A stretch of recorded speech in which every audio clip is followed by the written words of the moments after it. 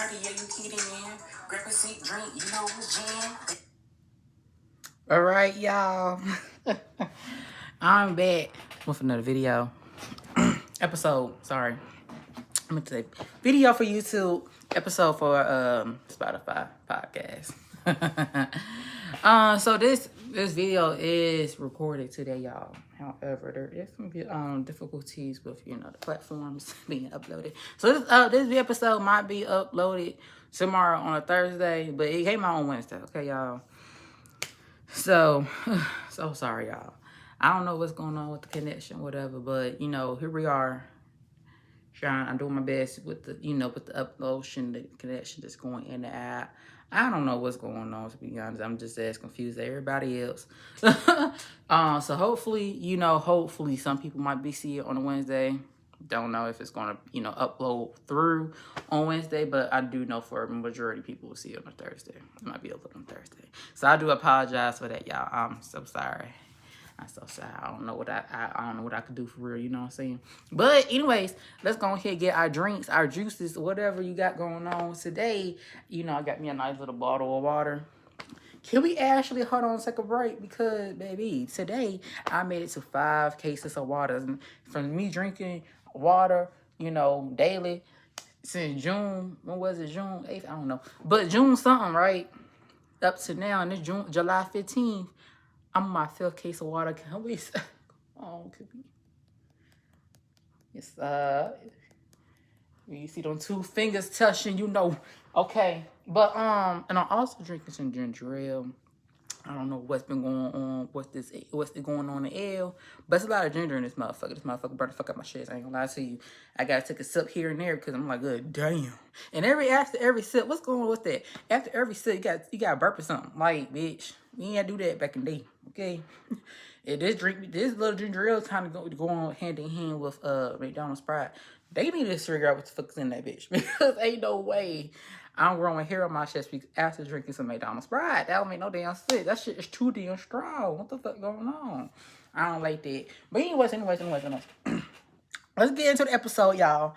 So, well, you can get into the episode. Yeah, you do the introduction real quick. You right. I'm right. Okay. So, it's be back to Jenn Juice. I'm your host, Jen. And today episode, girl, I feel like this episode, what's going on in this episode, have social media, uproar. You know what I'm saying? It's a little, viewers thinking this, people thinking that, people saying this, people deciding this. You know what I'm saying? Everywhere you look, people have an opinion, whether it's on TikTok, Instagram, Twitter, X, Facebook, it's still Twitter at the end of the day. YouTube. Everybody seems to know who's telling the truth. Everybody seems to know who's lying. But my question is, do we actually know? Shit. Question mark. Fuck. Or have we become so used to reacting that we forgetting how to reflect? And before we get started, I want to make something very clear, right? This episode is for educational and discussion purposes only. Everything I will discuss in this case comes from a public reported information. The allegations the allegations that are being discussed have not been resolved in court, and nothing in this episode should be taken as a statement to any allegations has been proven or disproven. My goal isn't to tell you what to believe about anyone involved in this case. My goal is to explore how we think about the stories like these is, brought upon through social media, but also through a social work lens. Come on, social worker. Thank you. And so let's get at that. How did I do that? Sorry. Anyways, if you've seen baddies or bad boys, you know what's up. How did I do that? Bitch. Okay. Anyways. Okay. So somehow, just in case you missed the story, that's okay. I got you. I got you. I'm gonna fill you in, right? So today the case is the NFL player Stefon Diggs. This is where I'm going. Now hear me out. Again, I'm reading off some articles that I have found. Like I said in the beginning, do not take my word. Go ahead, do your own research. your own education on how you want to perceive it, right? But this is what I'm bringing up, and this is what I wear, so I'm going to receive this information to you. Okay, so Stefon Diggs is one of the NFL's most, recognizable wide receivers. Over the year, he become known for not only his football career, but most importantly, his public life, right? More recently, his relationship with the Grammy-winning rapper Cardi B has brought even more attention to him. Excuse me, y'all. I had a burp. I told you, ginger ale. Recently, Diggs became a subject to an ongoing civil lawsuit. In this lawsuit, Christopher Blake Griffin alleges that Diggs sexual assaulted him during an encounter in 2003 and later engaged in additional wrongful conduct. Blake has also has sought damages through the civil court system. Diggs has denied these allegations. My bad, I'm saying the last name. The first name, Stefon, has denied those allegations. He has also filed for a defamation lawsuit against Blake, arguing that the allegations was false and have harmed his reputation. At the time of this recording, the legal process is still ongoing. There has not been, a final court decision determined by the truth of the allegations. Now, that alone would have been enough to keep this story in the headlines. But there was another layer added to this case. Cardi B publicly defended Diggs, Stefon, right? She made it clear that she supported him and believed in him. Not long afterwards, Blake responded publicly telling Cardi B to take off the blinders. Oops. Suggesting that she was overlooking what he believes are important facts. And that's when, the internet exploded. Comments became, battlefields. People immediately divided themselves into camps. Some believe Stefon, some believe Blake, some criticize Cardi B for speaking publicly about this case, while others, applaud her for standing by someone that she loves. Love is a hard word. But but what's fascinating to me isn't really just the case itself. Sometimes the case, yes, I'd be interesting. But to me, it's how completely strangers feel confident enough to decide what happened. Within hours, people were saying, I wonder what happened. They were saying, I know what happened. How you wonder what happened, then you know what. Anyways. And then that got me thinking, why? And let's take a pause right here. Let's take a little sip before we continue, okay? Whew, shit, that shit's strong. Okay, but before we continue, right, I want to check in with you, right? I want to check in. I want you to check in with yourself. Okay, let's do that. When you first heard this story, did you automatically lean towards believing one side? And if so, why? Take time for you, to think about your answer. Was it because of evidence? Was it because of your past experience? Was it because of someone who you already liked? Was it because of someone you already disliked? How about this one? Was it because social media reward you for making a quick decision? Because social media do have a way of allowing people to have everybody, to pick a decision without being able to critically think for themselves about a situation. Just saying. Stick with them questions, right? Stick with them questions. And let's think about it. Now, let's move on, okay? Once you think about them questions, we can get back to them at the end of this episode. So you know me, right? So you know how I'm a social worker at the end of the day. So let's put our social work caps on, right?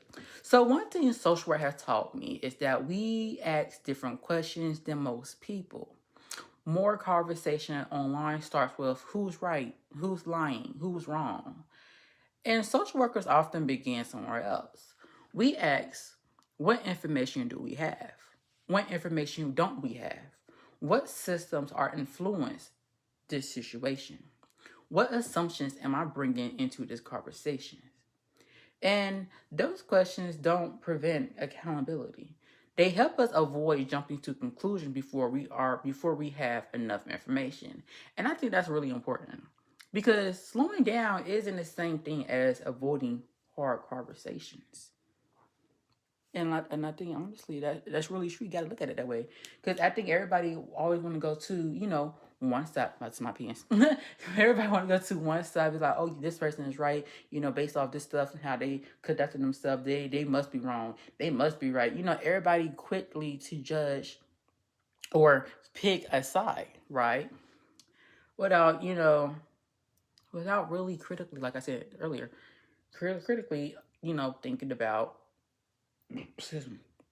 I'm sorry, y'all. This ginger ale really cooked my ass. I'm thinking about all the information was in the case. Just saying. And so, going back to social work, right? One of the first thing about this case made me think of in social work was the narrative. Sorry, y'all. This accent is really pissing me off. This narrative therapy. And before I continue, how you say certain words and it's like, damn, bitch, you know how to say in your head. In your head, you say it. And then when you full out hit that recording button, it's like you cannot pronounce these fucking words. I hate it so fucking bad because I have my notebook right here with all my notes. And I'm like, bitch, I said this shit practicing. I said this shit looking up the articles and reading, making sure it sounds, authentic. It sounds some kind of way factual because, again, this is an ongoing case. Don't know if, some outlets and sources might be wrong, might be biased, might have, so going through multiple sources, I'm over here reading, writing down my notes for this episode. And it's like, okay, I can say all these words. I understand what the fuck these words mean. I still understand everything. But as soon as I hit this record button, I'm over here fucking up, stuttering. Lord can't get out clearly. I'm just like, Lord have mercy. It don't make no damn sense. Anyways, I'm sorry, y'all. I'm over here rambling. Let me go back to the story. To the episode. So, narrative therapy teaches us that people are more than a simple story. Think about how we quickly label someone online. They the liar. They the victim. They the manipulator. They the celebrity. They the abuser. They the gold digger. Or they the clout station. We get that all the line. Various clout station. Okay. But sometimes those labels become so powerful that we stop seeing human beings underneath them. Now, hear me carefully, right? Saying someone is more than one story doesn't not mean harmful action doesn't matter. It doesn't mean accountability disappear. It doesn't mean allegations shouldn't be ignored. It simply reminds us that reducing people to one label really assists us within understanding and having a comprehensive full picture of the situation. As social workers, we learn that every person has a history, have relationships, have environments, stressors, strengths, and experiences that shape who they are. But that don't exclude their behavior. But understanding the context and assigning responsibility are two different things. Then let's take another further step within the social work aspect. Another concept we learn is person and environment. Instead of looking only at individuals, we zoom out. We ask what symptoms are influencing what's happening. Think about this case. There's celebrity culture, professional sport, money, power, public image, media attention, social media algorithms, fan loyalty, gender expression, public pressure, legal systems. All these things influence how people views the story, how the story is being told, and how many people respond to them. So instead of asking why are people picking sides, maybe another question is, what about our environment encourage us to pick a side so quickly? I'm going to one more aspect and for the social work with our social work capstone. Okay. Another thing this story reminds me of: trauma-informed practice. Trauma-informed practice doesn't tell us automatically what to believe or should we disbelieve this person. It reminds us, it reminds us to approach difficult conversations with compassion, respect, and care while still allowing facts to be examined. That means taking allegations seriously enough to listen. It also means respecting a legal processes, a legal process to be examined with evidence and determine responsibility. Those ideas, can relate, can exist together. And honestly, holding both ideas once, you know, it's because comfort, it's uncomfortable. But discomfort, damn, bitch, come on, Virginia, you got it together. But discomfort, bitch. But discomfort, bitch, thank you, you got it, discomfort, isn't always a bad thing. Sometimes discomfort, you know what? Sometimes feeling uncomfortable, bitch, means we're thinking instead of reacting. Shit, in other fucking words, bitch. Oh my goodness, I fucking hate when this shit happens. I say it. I practice this shit. Wherever I practice everything I say before the camera, but on the camera, I'm over here fucking up. And I'm not finna stop this shit because we 16 minutes already in. You understand what the fuck I'm saying? You get your content, please. Okay? Anyways, let's take a little sip because my mouth's getting dry.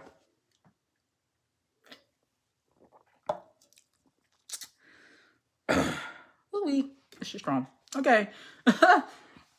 So let's go into the social media aspects, right? Because have you ever noticed your algorithm start feeding you whatever you already agree with?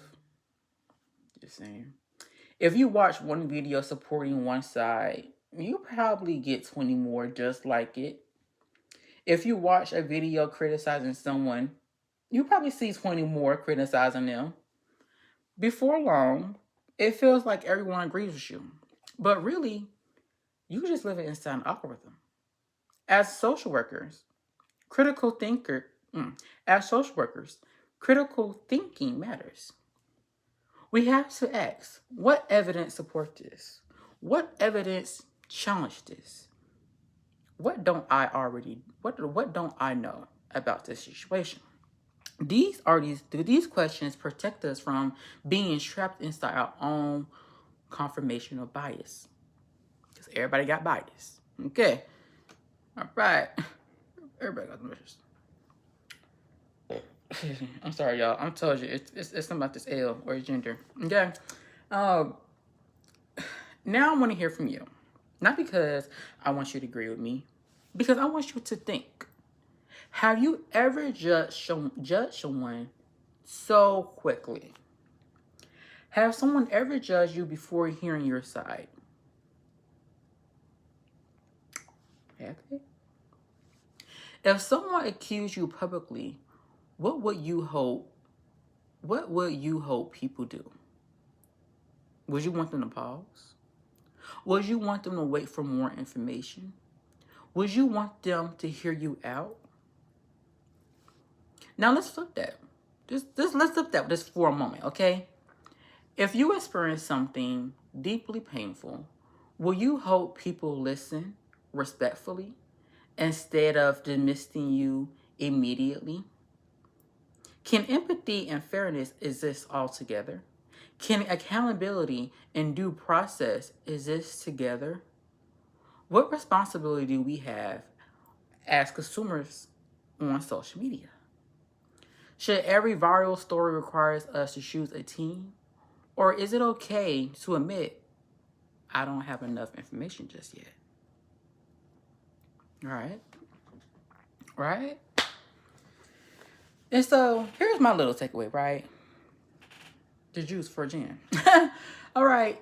So, one thing about it, earning my degree, has changed me that I don't see people as headlines anymore. I see complexity. I see systems. I see environments, and I see human beings. And sometimes I see myself wanting easy answers because, easy answers are comfortable. But social work reminds me that growth usually happens inside complexity. My opinion isn't that we shouldn't start having these conversations. My opinion is that we should have better conversations. Ones that's rooted in curiosity, respect, evidence, humanity. Okay? But because if we're only interested in being right, we will stop being interested in understanding. And I don't think that'd be good for anybody. You know what I'm saying? No, I just don't think that. Okay. Let's take a little sip. I bet some of y'all like, damn, the fuck they gonna drink the water? Sorry. So, I will leave you with this. The next time a headline take over your timeline, pause, take a breath, and ask yourself, what do I actually know? What am I assuming? What information might still be missing? You don't have to abandon your values.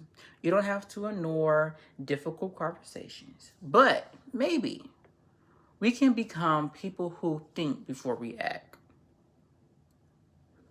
Just saying.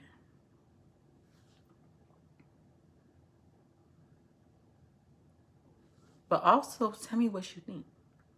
Right? I want you, after this video uploads, I want you to go in the comments or DM me. And tell me what you think about all of this, right? Not who won, not who lost, but what does this conversation make you reflect on? Okay? I want you to do that just for me. Just for me, right? All right, y'all. That was the end of the episode. I love this episode. I did this sorry to one. Wait, no. This one would be like, I think this would be my third favorite episode. No, fourth episode. I don't know. I like the ones I'm authentic in. I'm not saying I'm not authentic now, but I like the ones I'm just freestyling that bitch. I don't know what the fuck to talk about. Let's talk some shit. I like it. But anyways. So again, I want to say sorry if this episode uploads on Thursday. I don't know what the fuck going on with this connection going on at all. I was trying to upload the damn what's the shit called? What's that bitch called? What's this shit called? Fuck, I forgot what it's called. It's an image you can upload seeing if the connection works, but the bitch is not going through, so I just know the episode's not gonna go through. So, you know, I apologize for that. You know what I'm saying? Granted, I could take accountability for this because I could have recorded this shit in the morning time. You know, I doing this shit in the evening. But anyways, y'all, I'm so sorry. But yeah. Let me know what you thought in the comments about this episode. If you want more episodes like this, also let me know. If you also want to be featured on an episode or a video, let me know as well. If you want to promote your music, look at your artwork, anything like that, let me know. I, definitely talk about it. Give my suggestions and feedback on that. Yeah. Until then, y'all, I'm gonna see y'all next Wednesday, for another episode 8. Don't know what I want to talk about. But yeah, I love y'all. Thank you for listening. And peace out.